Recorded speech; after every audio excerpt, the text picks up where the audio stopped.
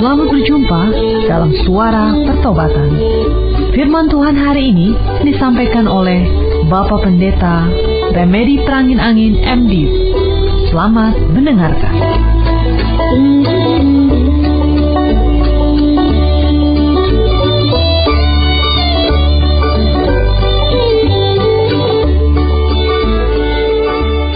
Tuhan Yesus, kami mengucapkan syukur dipersatukan kembali dalam persekutuan lewat udara. Kehadiran-Mu dalam Roh-Mu yang kudus membuat si iblis tidak berdaya sama sekali mengganggu konsentrasi kami, dan kami bisa menikmati firman-Mu. Dalam kehidupan kami sehari-hari, kami sering melihat dambaan manusia akan sesuatu yang bersifat jasmani, yang bersifat besar, yang bersifat banyak, yang bersifat tinggi. Banyak di antara kami yang merasa tidak percaya diri, yang merasa minder, karena mungkin kami merasa kecil, merasa lemah, merasa tidak punya kemampuan.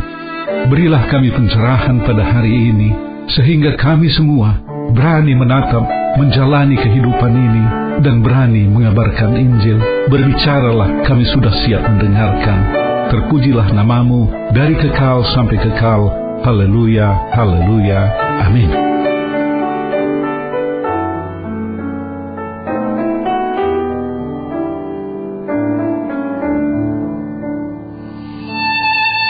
Shalom saudara, senang sekali saya berada kembali dalam ruangan saudara, dimanapun saudara sedang berada saat ini, di rumah, di tempat kerja, dalam perjalanan, di rumah sakit, atau sedang melakukan kegiatan tertentu. Harapan saya, renungan ini dapat memberikan berkat, menghibur di kala duka, menemani di kala kesepian, memberi pengharapan di saat berputus asa, memberi kekuatan di saat lemah, memberi visi pada waktu kehidupan terasa berat. Tuhan Yesus memberkati kita semua dengan firman-Nya. Saudara-saudara yang kekasih dalam Yesus Kristus, bicara tentang yang terbesar, yang tertinggi, dan tersibuk, saya mengumpulkan beberapa informasi. Restoran yang paling besar, namanya Westlake, di ibu kota provinsi Hunan di Cina, punya tempat duduk sebanyak 5.000 kursi. Gedung paling tinggi di dunia terletak di Dubai, tingginya 830 meter. Lapangan udara paling sibuk di dunia ini adalah lapangan terbang Atlanta di Amerika Serikat yang mengakomodasi 75 juta penumpang yang tiba, yang berangkat dalam tahun 2007. Bagi dunia, tampaknya berlaku, besar itu indah. Memang tidak masuk akal kalau kita mempertanyakan restoran paling kecil atau bangunan paling rendah di dunia ini. Dunia selalu mempertanyakan yang paling besar. Tetapi dalam Alkitab, tidak pernah saya temukan Tuhan membanggakan sesuatu yang sifatnya secara jasmani besar. Manusia-manusia yang hidup di luar Tuhanlah yang pernah berusaha membangun menara yang tinggi. Dalam permulaan sejarah umat manusia, persisnya seperti tercatat dalam Kejadian 11, manusia sudah mencoba membangun menara Babel. Walau teknologi masih kuno, orang-orang yang hidup pada zaman itu rupanya sudah bisa mengetahui cara membuat batu bata. Mereka mau membangun sebuah menara yang mencapai langit, dan mereka maksudkan itu sebagai alat pemersatu, sehingga mereka tidak terserak ke seluruh bumi. Apa yang terjadi kemudian adalah kebalikan dari harapan mereka. Tuhan mengacaukan sistem komunikasi mereka. Apabila sebelumnya mereka berbicara dalam hanya satu bahasa, Tuhan memecah-mecahnya sehingga masing-masing tidak mengerti bahasa yang satu dengan lainnya. Bahasa berbeda-beda menyebabkan mereka tidak bisa berkomunikasi antara satu kelompok dengan kelompok lainnya. Tuhan menyerahkan mereka ke seluruh bumi, dan berhentilah proyek mercusuar itu. Ya, sepengetahuan saya, Tuhan tidak pernah membanggakan sesuatu yang bersifat jasmani yang penampilannya besar. Sebaliknya, Tuhan sering membanggakan sesuatu yang penampilannya secara jasmani kecil, tetapi memiliki arti penting secara rohani. Saya mencoba mengutarakan pendapat saya ini dengan mengutarakan beberapa hal yang muncul dari ingatan saya. Yang pertama, tentang kota Bethlehem, tempat kelahiran Yesus. Dikatakan dalam kitab Mika, pasal 5 ayat 1. Tetapi engkau, hai Bethlehem Efrata, hai yang terkecil di antara kaum-kaum Yehuda, daripadamu akan bangkit bagiku seorang yang akan memerintah Israel, yang permulannya sudah sejak purbakala, sejak dahulu kala. Tempat kelahiran Yesus sudah dinubuatkan di Bethlehem, sebuah tempat kecil yang tidak masuk hitungan. Tuhan tidak memilih kota besar seperti Yerusalem, tetapi Ia memilih sebuah kota kecil. Bethlehem memang kecil, tetapi secara rohani sangat besar artinya, karena juru selamat manusia, Yesus Kristus, Tuhan yang menjadi manusia, lahir di kota itu. Jadi dalam pandangan Tuhan, kecil itu indah. Selanjutnya, dalam kitab Samuel, persisnya dalam 1 Samuel 16 ayat 7 tertulis, tetapi berfirmanlah Tuhan kepada Samuel, janganlah pandang parasnya atau perawakan yang tinggi, sebab aku telah menolaknya. Bukan yang dilihat manusia yang dilihat Allah. Manusia melihat apa yang di depan mata, tetapi Tuhan melihat hati. Nabi Samuel diminta Tuhan mengurapi seorang anak Isai untuk menjadi raja menggantikan Saul. Samuel datang ke Bethlehem, di kota di mana keluarga Isai tinggal. Isai dan anak-anaknya beserta para tua-tua diundang oleh Nabi Samuel untuk menghadiri acara mempersembahkan korban kepada Tuhan, dan sekaligus nanti akan diadakan acara jamuan makan bersama. Dalam acara itu, satu persatu anak Isai diperkenalkan kepada Samuel. Ketika ia melihat anak Isai yang bernama Eliab gagah, Samuel berpikir, ini dia yang akan menggantikan Saul. Tetapi Tuhan berkata kepada Samuel, janganlah pandang parasnya atau perawakan yang tinggi, sebab aku telah menolaknya. Bukan yang dilihat manusia yang dilihat Allah. Manusia melihat apa yang di depan mata, tetapi Tuhan melihat hati. Sesudah itu, tampil lagi anak Isai yang bernama Abinadab, dan Tuhan berkata kepada Samuel, orang ini pun tidak dipilih. Demikianlah Isai menyuruh ketujuh anaknya laki-laki lewat di depan Samuel. Tetapi Samuel berkata kepada Isai, semuanya ini tidak dipilih oleh Tuhan. Samuel menjadi sedikit heran. Ia sudah melihat semua anak yang dibawa Isai. Seorang pun tidak ada yang dipilih Tuhan. Lalu Samuel bertanya kepada Isai, inikah anakmu semuanya? Jawab Isai, masih tinggal yang bungsu, tetapi sedang menggembalakan kambing domba. Kata Samuel kepada Isai, suruhlah panggil dia, sebab kita tidak akan makan sebelum dia datang kemari. Dipanggillah anak itu. Mukanya kemerah-merahan, matanya indah, dan parasnya elok. Namanya Daud. Lalu Tuhan berfirman kepada Samuel, bangkitlah, urapilah dia, sebab inilah dia. Kembali kita melihat di sini, yang tidak diperhitungkan manusia, diperhitungkan oleh Tuhan. Daud tidak masuk perhitungan ayahnya sendiri untuk menjadi raja pengganti Saul. Ia adalah anak yang paling kecil, yang paling muda. Pada waktu acara berlangsung, Daud masih ada di padang menggembalakan ternaknya. Ternyata Daudlah yang dipilih oleh Tuhan. Isai memakai pikiran, perasaan, dan pertimbangan-pertimbangan secara jasmani. Tetapi sekali lagi, Tuhan melihat hati. Sekali lagi, yang kecil, yang tidak diperhitungkan, indah pada pandangan Tuhan.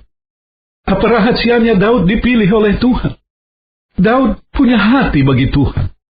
Dari 150 pasal Mazmur, 34 pasal diantaranya ditulis oleh Daud.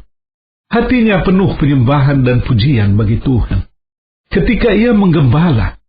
Dalam keadaan kesunyian, dalam keadaan tertekan, ia menyembah Tuhan. Ia menggubah kidung pujian atau menulis sebuah puisi. Daud, anak Isai yang paling kecil, diperhitungkan oleh Tuhan. Kecil itu indah. Berikutnya, tentang sesuatu yang kecil, saya teringat akan biji sesawi seperti tertulis dalam Matius 13 ayat 31.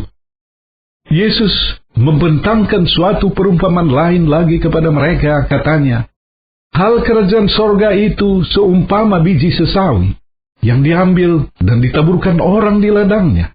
Memang biji itu yang paling kecil dari segala jenis benih, tetapi apabila sudah tumbuh, sesawi itu lebih besar daripada sayuran yang lain, bahkan menjadi pohon, sehingga burung-burung di udara datang bersarang pada cabang-cabangnya.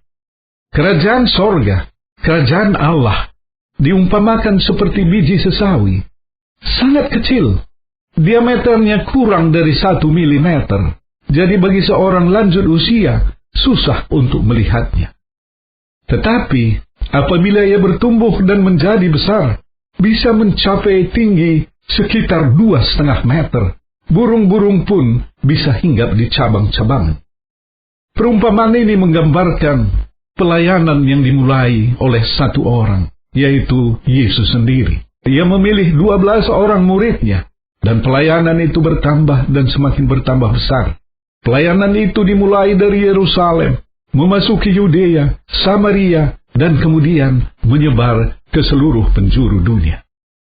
Kerajaan Allah yang secara rohani begitu penting, begitu agung, begitu mulia, diumpamakan dengan pertumbuhan sebuah biji yang kecil, biji sesawi. Kecil itu indah. Biji sesawi lain dikemukakan Yesus dalam Matius 17 ayat 20.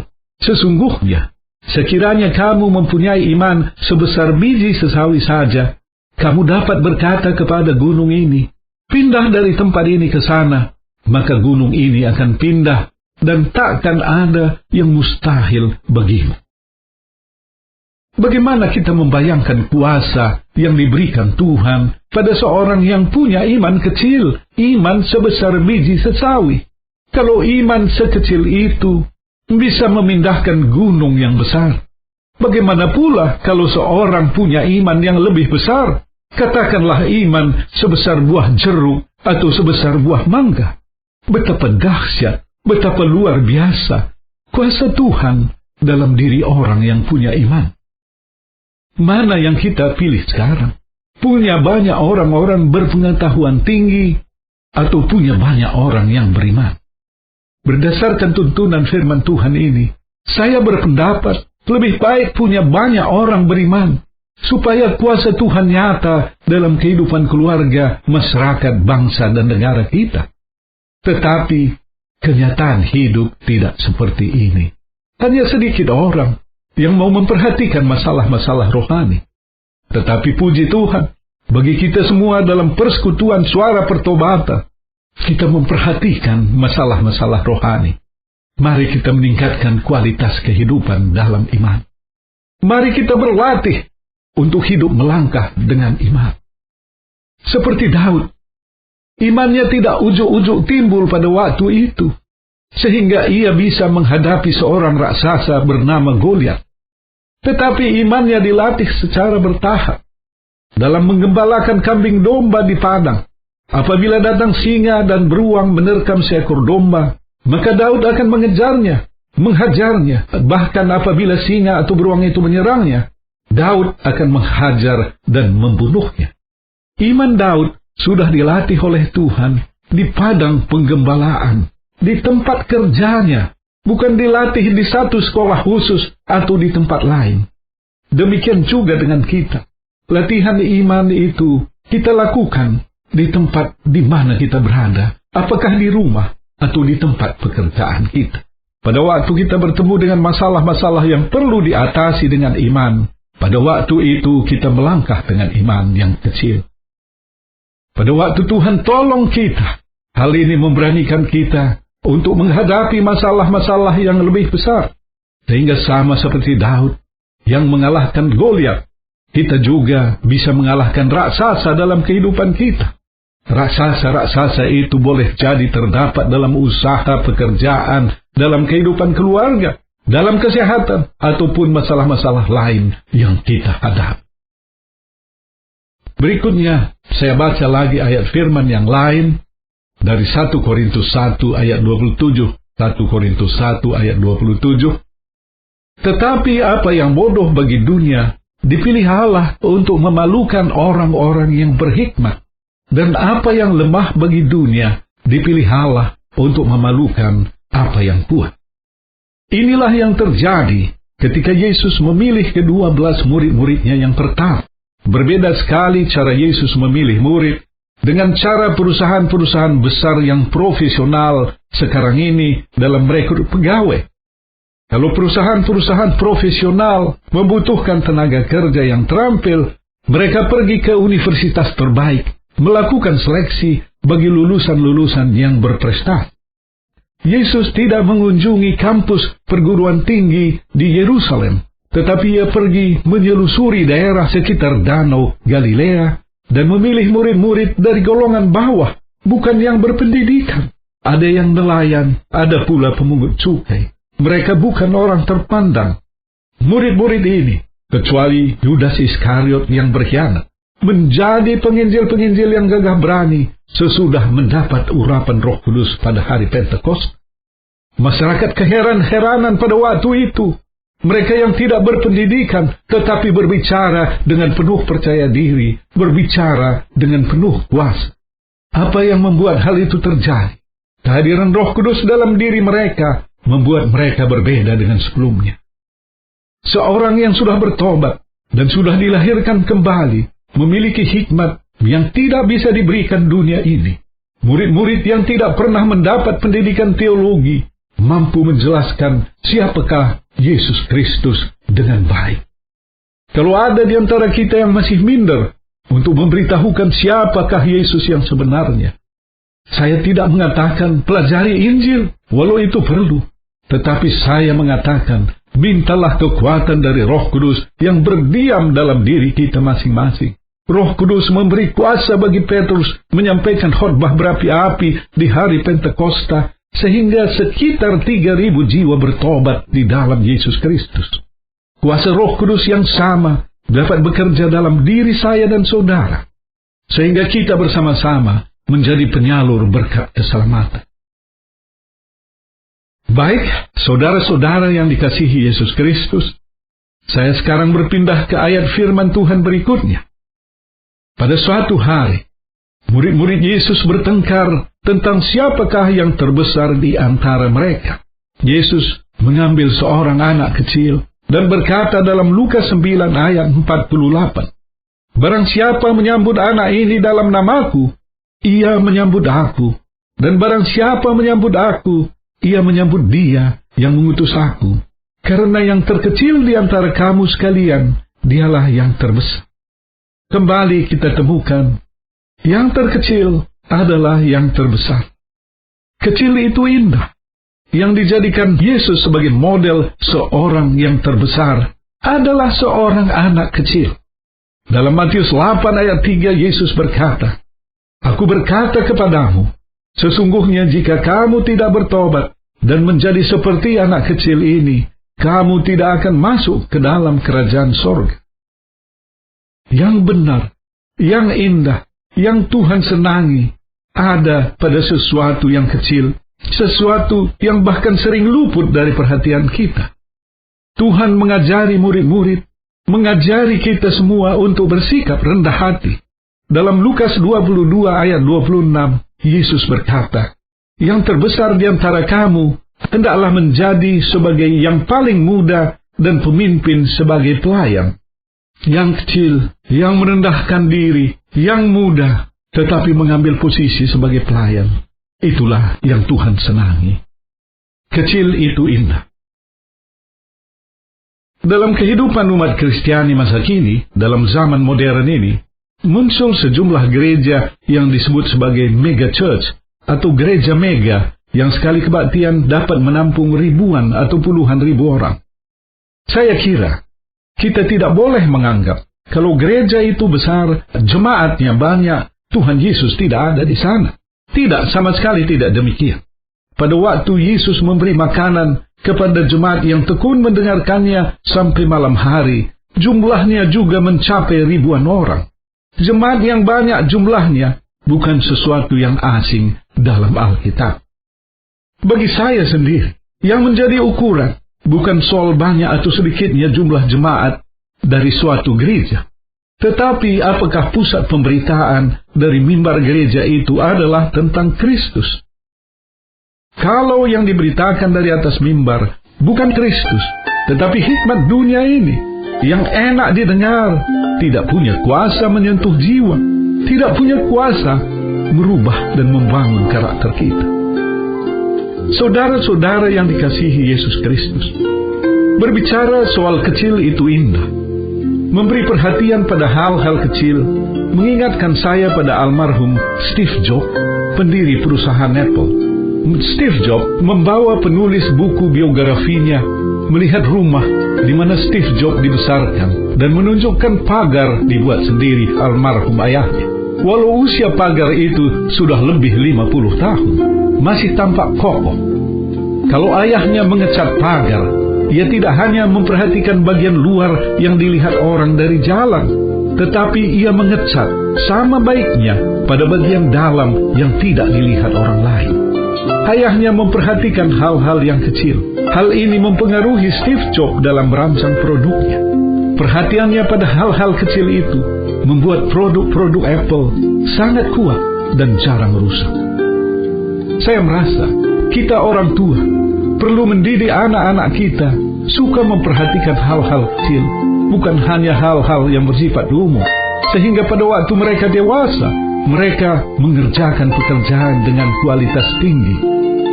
Saya percaya anak-anak kita yang didik memperhatikan, menyukai hal-hal kecil akan menjadi orang yang dapat dipakai Tuhan secara luar biasa pada masa yang akan datang. Tuhan Yesus memberkati kita semua dengan keluarga berlimpah-limpah. Bagi saudara yang dijamah oleh Roh Kudus menyadari jalan tersesat selama ini, saudara sungguh-sungguh punya komitmen untuk bertobat. Ikuti saya mengucapkan sebuah doa sederhana. Tuhan Yesus, kusadari dosa-dosaku jalan tersesat selama ini. Aku sungguh menyesalinya. Ampuni aku Tuhan. Pimpin jalanku ke depan ini. Haleluya, haleluya, amin. Bagi saudara yang sakit, jamahlah bagian tubuh yang sakit. Saya akan berdoa bagi saudara. Tuhan Yesus, berdasarkan firman-Mu, dalam pemberitaan Injil ada mujizat termasuk penyembuhan. Kasihanilah dan sembuhkanlah saudara yang sakit yang sedang mendengarkan siaran ini. Haleluya, haleluya, amin. Bagi saudara yang punya akar pahit luka jiwa, tidak bisa mengampuni seseorang atau beberapa orang dalam hidup saudara, saya rindu berdoa bagi saudara. Tuhan Yesus, lawat saudara yang punya akar pahit luka jiwa yang sedang mendengarkan siaran ini. Mereka tidak bisa mencabut akar pahit dan luka jiwa itu, tetapi Engkau sanggup Tuhan Yesus dengan kuat kuasa Roh Kudus. Haleluya, haleluya, amin. Akhirnya, hamba berdoa bagi semua pendengar siaran ini. Berkati mereka dalam kehidupan rumah tangga, usaha, pekerjaan, studi, dan pelayanan. Terpujilah nama-Mu dari kekal sampai kekal. Haleluya, haleluya, amin.